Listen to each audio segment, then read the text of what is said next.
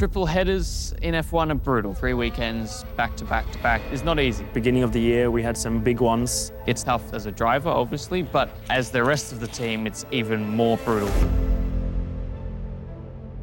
There's a few different challenges of triple headers. Managing your energy through the triple headers is very tough. The one which genuinely takes the biggest toll on people is time zone shifts. It's hard to cheat the system. You know, it's very difficult, and you can't in many ways, because you kind of want to stay on one time zone, but then we come back home for a week, and we go back out, and then you have to reshift. You know, our calendar is now 24 races around the world. It's brutal. Especially for the mechanics. They're building our car up at the start of the weekend, maintaining it to the highest level of reliability possible through the weekend.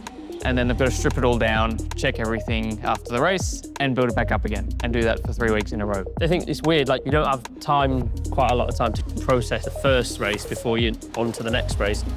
So my name is Jude. My role is Specialist Trackside Operations for Commercial. So fatigue definitely kicks in on a triple header. Longer hours, more walking. You're quite spent, but you've got to keep smiling, and I think that's really important. And also leaning on other people in the team. Probably the biggest physical demand on an F1 team is when we have a triple header. We prepare for that in a number of ways. One is around optimizing travel schedules and hotels. One is around ensuring good nutrition support to the team, which helps them recover more quickly. Definitely just trying to get enough fluid and food into you is very important. Whilst we've got some fantastic food and well-planned menus, actually the guys sometimes need a supplement. They need that snack. Sometimes the day after a race, you can still feel like your appetite's quite low. It takes a while for the nerves and the adrenaline to settle back down. I mean, everyone is different. You got to know what your own body needs. And sometimes people know that very easily. They know what foods are great for them and how much to eat, how much to drink, when to do things, how much activity to do.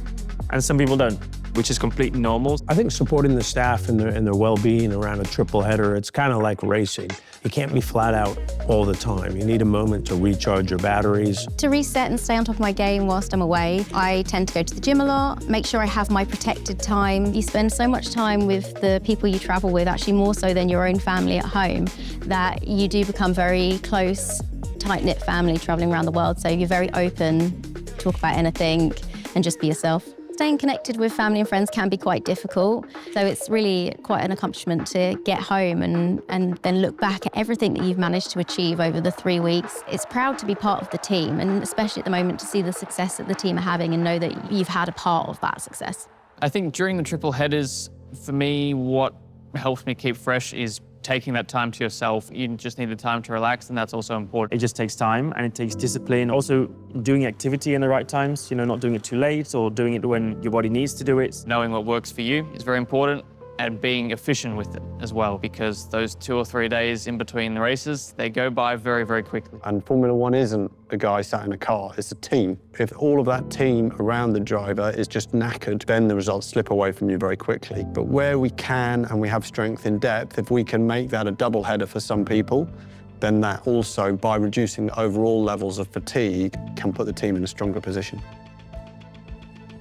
You become a family. It's such a buzzing atmosphere that it got you through any tough stage of the day. It feels incredible, if I'm honest with you. I think the routine fluctuates a little bit depending on how you feel. If you're absolutely ruined after a race, you probably want the 2 or 3 days to recover fully.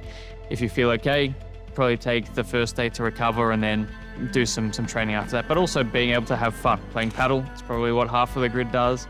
Playing golf, that's what Lando does especially. So just doing things that are going to take your mind off racing as well, that are going to be helpful. Everyone has their own way, and I think that's an important thing, is everyone needs to find their own way, how to prepare mentally, how to be on top of your game mentally, but that's something that takes time.